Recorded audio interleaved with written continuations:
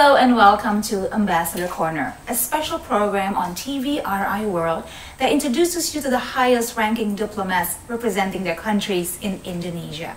Get a closer look of their public roles and their daily lives, and at the same time expand your horizon and gain new knowledge about the countries they represent and also the relationship with Indonesia.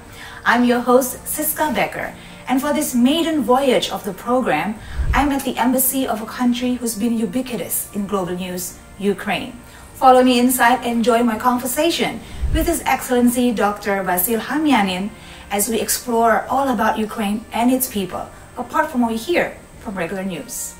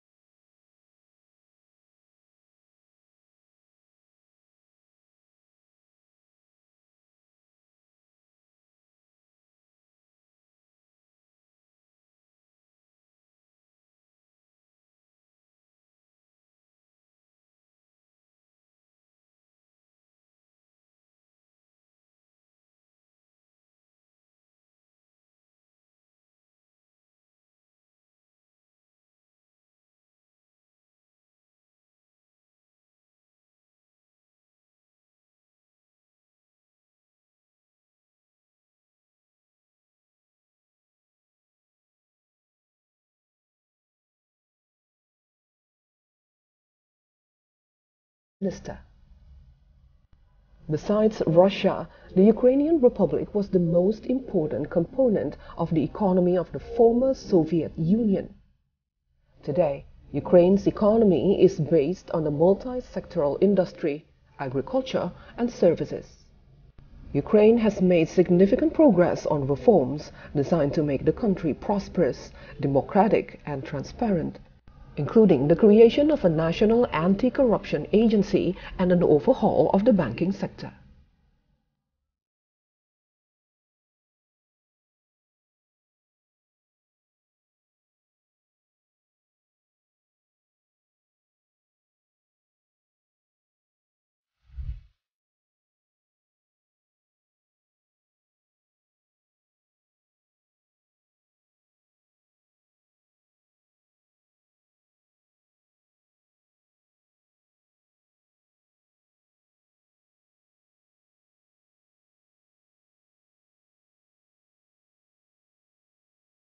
Good morning.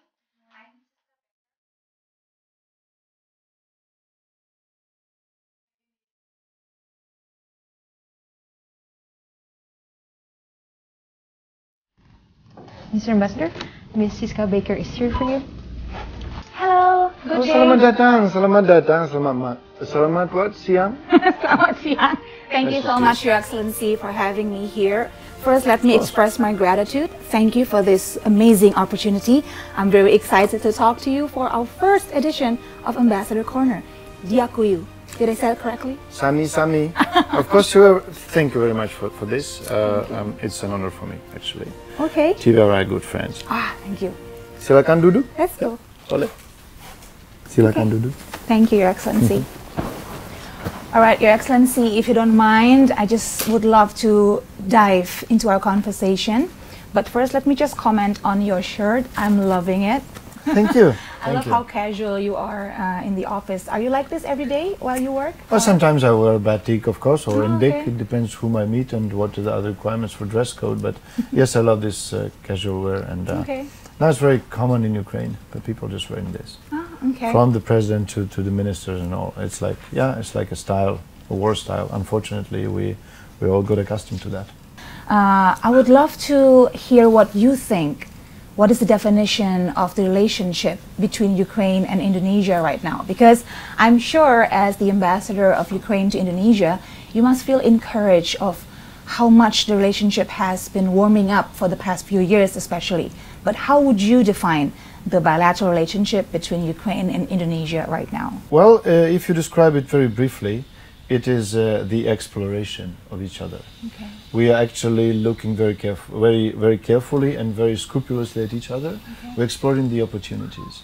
We're exploring the possibilities for cooperation and for like developing any kerjasama in various spheres of our lives. Okay. And it's the variety could be huge and the potential is huge. So I would describe again the hubungan bilateral antara Ukraine dan Indonesia as very positive and very promising. Okay. Now I'd like to move on to another topic. Indonesia, after successfully leading the G20 summit last year, has now assumed a new diplomatic role, the chairmanship of ASEAN. How do you view this new role for Indonesia? Well, Indonesia is facing a lot of challenges, a lot of questions, like the ASEAN is facing a lot of challenges as well. So it's, I would not be very specific about what they are, but you're clear about that. What is important from my point of view, Ukraine is a partner of ASEAN and as the observer in AIPA, is Interparliamentary Assembly of ASEAN, would be very keen on deepening the cooperation within the ASEAN and with every ASEAN member in terms of, I would say, food security, in terms of regional security, in terms of preserving the ASEAN as nuclear-free zone, in terms of ecology, opposing the threats to the ecology, and of course, as for the developing the region as the stronghold for democracy and humanity and justice. And I would love to talk to you more about your role as ambassador and your life here in Indonesia. But before that, we're going to take a little break. Please don't go anywhere. We'll be right back in Ambassador Corner.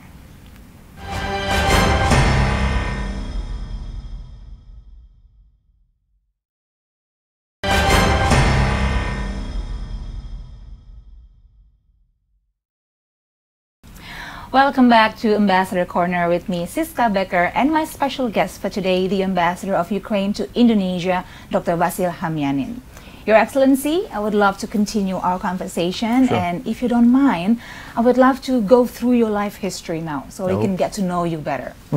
Now, your diplomatic career didn't start until 2002, if I'm not mistaken, when you joined the Foreign Affairs Ministry of Ukraine. Was being a diplomat was always in the picture for you, or was it a curveball from life thrown at you? Actually, it was curveball. Because at that time I think that I was quite mature. I was I did my PhD and I was like sometime in business and I was having like a family and all. So I was not a boy. I was like around 30 years old. And that at that time I think that my country required my services. And I thought at that time that I could be very useful in some segment and to some extent. That's why I joined. That was very simple story. But yes, it was it was not pre-planned or preset. All right. Although it was a curveball, but you proved yourself to be a dependable diplomat. Especially, I think you are seen as one of the go-to men in Asian-related issues in the Foreign Ministry of Ukraine with your postings in Beijing for a couple of times. Yes. And also for, I think, a lot of Asia divisions in the Foreign Ministry.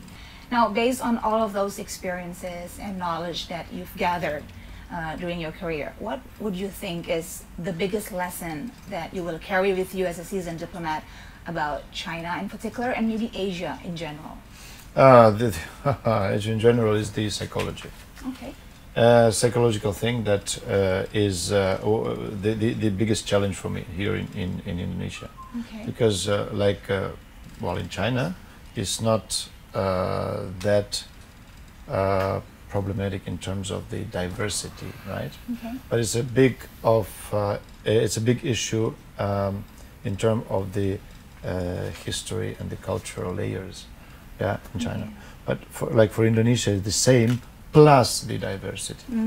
So you have to be very careful when you're talking to orang Jawa, orang Sunda, orang Batak, orang Minangkabau, orang Manado, Minahasa, etc. So it's every like bangsa, they have all differences, and then you have to be very specific, very careful. Whom do you talk to and how do you talk to? How do you ask questions and all that? That was the biggest challenge for me, and that's biggest lesson I learned from communicating with Asian people. Okay. So after that substantial amount of experience and expertise in China and Eastern Asia, now since 2021, you are stationed here in Jakarta, Indonesia. Yes. I would love to ask you a lot of questions about how it is for you adjusting in Indonesia. But before that, can I ask you a quick question? When I first entered your office, I immediately see this desk filled with plaques and a very interesting looking headdress. Would you mind if we take a closer look? Yeah, yes, I don't mind. Sure. Well, what is that you were interested in? Yeah. You see, actually, I have a lot, and as you see, I have a very small office here. So if I have a bigger room, special room dedicated to these plates and tokens of presented by some people and by some organization, I'll be happy. But well, still, I have some really good friends or some plates from the universities I really appreciate visiting and all that. So like this from Pak Prabowo, this from Mangkunegara, Pura Mangkunegara, the 10th, and all that. Masjid Istiqlal from my friend Nasaruddin Umar, Imam Besar, Masjid Istiqlal, etc. Nice. So Muhammadiyah also. Okay. Yeah. All right, so that's amazing. That's all from friends and from the people I met. I really value it, and And how about the headdress, Your Excellency? Oh, this is from Papua province. Oh, okay. Again from the friends. We were just wow. This is just a good friend that took it from there. We were having the. I think he is going to have a project with Ukraine. So but then he has a project in Papua. So I see. Okay. I like it. It's nice. It's very representative. All right. Now, all diplomats will actually say that the hardest part of a diplomat's life is how they must sometimes separate from the families, and how hard it is for the families to follow, the diplomats all around the world. How has it been for you and your family? Well, it's always a challenge.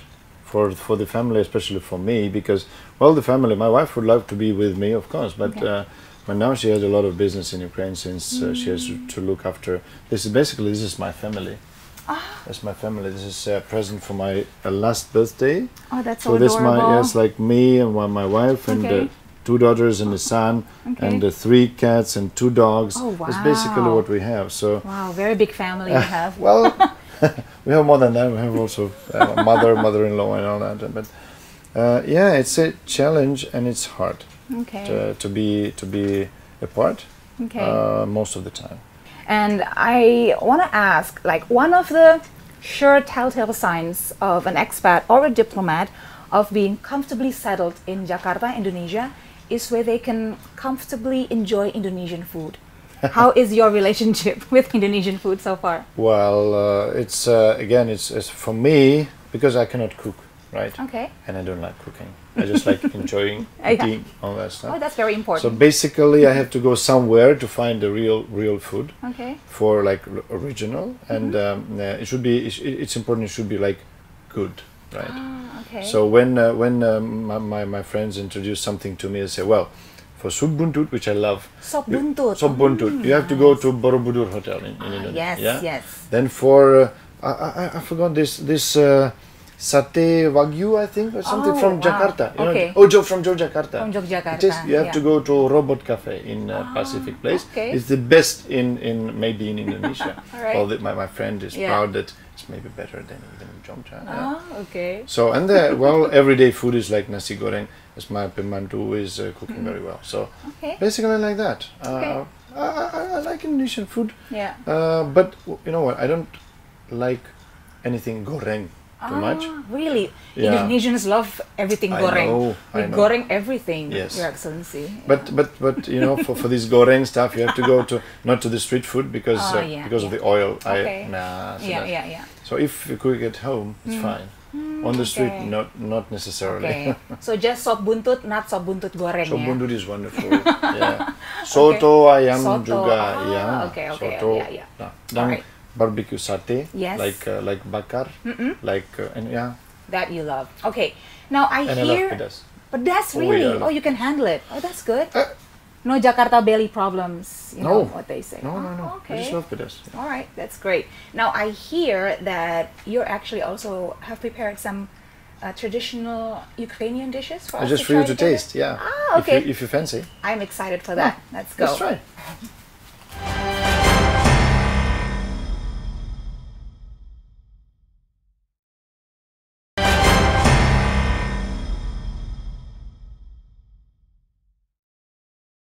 Would you mind walking me through this beautiful creations that we see? Oh, there's some representation of Ukrainian traditional arts, Okay. like wood carvings. This is like a national symbol, and all that. Little boxes. This is from, I think this might be from the Western Ukraine predominantly. Okay. They keep some, you know, for ladies, chin-chin and okay. something. A jewelry box. A jewelry box, yes.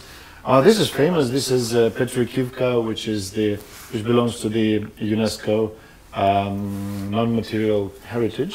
Like our batik. Yeah. Exactly like batik. I think batik was earlier, and we joined UNESCO like a few years ago, 5 years ago maybe. So this And is it's very traditional for Ukraine. The colors like black and red, and some green, sometimes with that. it's very beautiful. I like the contrast of the colors. Yeah, and it's like a patterns and techniques and all this like you know special herbs.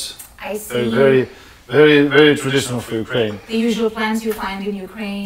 Yeah. It's just usual flowers and plants you find everywhere. Okay. And so And eggs. how about these? Well, it's related to the Easter tradition. So Easter plus pre-Christian traditions. So we paint the eggs. Okay. Yeah, like And the symbols of mold luck. is also very beautiful. Yeah. This is actually also for eggs. We can put in some there. And then there are like traditional Ukrainian drinks. Okay. Too much. Okay.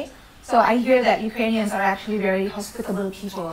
They like to host. Exactly they like to- Indonesian. Exactly like Indonesia. Like Indonesian I people, was yeah. just gonna say, are there any other similarities between Indonesian people and Ukrainians besides that? Many similarities. Okay. Like being cheerful, being keen on helping people, being hospitable. Yes, and Ukrainians suka makan. Oh, that nothing we have Seperti in common. Indonesia. Orang Indonesia, yeah. Okay, I think that's our By the cue. way. Yes. Dengan Coba senang hati. makanan khas Ukraina. Okay. So what is this called, Your Excellency? We call it borscht. It's Borscht. like, well, there are many names for that, but actually this dish recently also enlisted in this non-material heritage, and it was related to Ukraine, not other country. Okay. It's like a cognac is related to France, Yeah. and all that stuff. So the borscht is see. Ukrainian dish, Okay. and it's famous. There are like hundreds of recipes actually for this, Okay. and not easy sometimes to prepare it abroad because lack of components. Oh, wow. But we are trying our best, so we are trying that. And, Very fortunate for me then to have this opportunity to try Ayo borscht. coba. Yes, please. So first, can I talk about how brilliant the color is? I love it. It's so enticing. What gives it that brilliant red color, Your Excellency? Well, this dish actually has hundreds of years of history, right? Okay. Now, before the Columbus era and before the America was discovered, right? Okay. We didn't have potatoes. We didn't have tomatoes. Okay. That's why we used the beetroot, Okay. cabbage. That's the red color. Yeah, beetroot and cabbage. So that was the color. Okay. And we use all types of meat. We could use ayam, we could use sapi, anything. Okay. We could use even without meat. How's Could be. vegetarian Version version could of be borscht? fish. Could be anything okay. actually. Okay. Vegetarian too. All right. So, And we use sour cream Yeah. as the topping for that. okay. So the color, the taste, the components, it's very complicated actually. And the Alright. real, you need to be a magician somehow, a dukun, sidikit, to make it Really? tasteful. Yes. Okay. It's a magic of I'm sure cooking. all households, all moms in Ukraine have their own special recipes Exactly. that they think is better Yes. than all the rest. Okay, I'm very excited. This will be my first ever borscht. I'm very happy to have it with you. So you should have the wish. Yes. Yeah? Ah, okay. Is that It's the like custom? like a tradition. Okay. First time you choba something, so Yeah. you have a wish here, Alright. and you choba, and then it will come true. Okay. All right. Let me just think of the wish. I have it. Yes. Let's have it a try. Alright. Yeah. Ooh, that looks very tempting. Oh. Hope you like it. It's very tasty. I like the food prepared by my mom and my grandma, and I'm sure that every what around Ukraine, Yeah. they like the food prepared by the mothers. Yeah. I'm sure they do. Hope you like it. It's very tasty. Requests and requirements of how their borscht should be. So when do you usually eat borscht? Is it like for breakfast or lunch no. or dinner or whenever? Makan siang, but I normally it's lunch, right? Oh, it's traditionally. But it's my secret, okay? Okay. If I can, I eat borscht 3 times a day. I love it. Okay. Actually, my Pemantu is preparing very good. Oh, excellent. Okay. Oh. So it's a bit like nasi goreng, maybe a versatile dish that you can have anytime, Anytime, anywhere, yeah. and Yeah, each family has their own. And the sigurine is easy, I think, because Yeah. it's like it's easier to cook anywhere. Yeah? Yeah. The borscht is complicated. You have to do it at home, and then you have to have bread and all that stuff, sour cream. So. I was just thinking when you said about how Ukraine and Indonesia have all the similarities between the people. Do you think this will help to strengthen the relationship between our two countries? Well, Having I these sort of- actually rely on this. I actually hope that this will not just strengthen the relations, it will lead us to understanding, Okay. mutual understanding. Unless people understand each other, unless people understand the problems of each other and the history background of each other, there will be no real bridge, in a psychological bridge, and there will be no real like a sparkle between the Yeah. people. When they see actually that what you were fighting for through the history is what we were fighting for through our history, that will be the real bridge, real like tunnel, you Yeah. know, between the Yeah. To Majid Istiklal and the Catedral, which yeah, will link people. Okay. So we are building bridges. This is our task Yeah. as of not only just a diplomat, but like manusia, yeah. Yes, of course. Because we care about the like manusia and perdamaian, Yeah. democracy and all that. We care about that very much, and we do hope that Indonesian people and Ukrainian people will find the common language. Your Excellency, it's been truly an honor and my utmost delight to talk with you here. I've learned so much from you about your country, about your daily lives, and I really look forward to more opportunities of us having these sort of conversations. And with this opportunity, with you being so hospitable, you know, serving my first borscht Sorry, we just of my life. didn't No, finish I'm it. going to finish it Yes, you're after we hungry. finish, yeah, for sure. But for now, I just want to say thank you so much from the bottom of my heart. And I would also like to wish you all the best for you and the resilient people of Ukraine. May you all get the peace that you need to continue the rich and long history of the country of Ukraine. Thank you, Your Excellency. Matur nuwun kembali. Terima kasih. Thank you so much. And yes, we'll pray for the peace in Ukraine to return. We'll pray the peace will return to Ukraine very soon. Merdeka. Merdeka.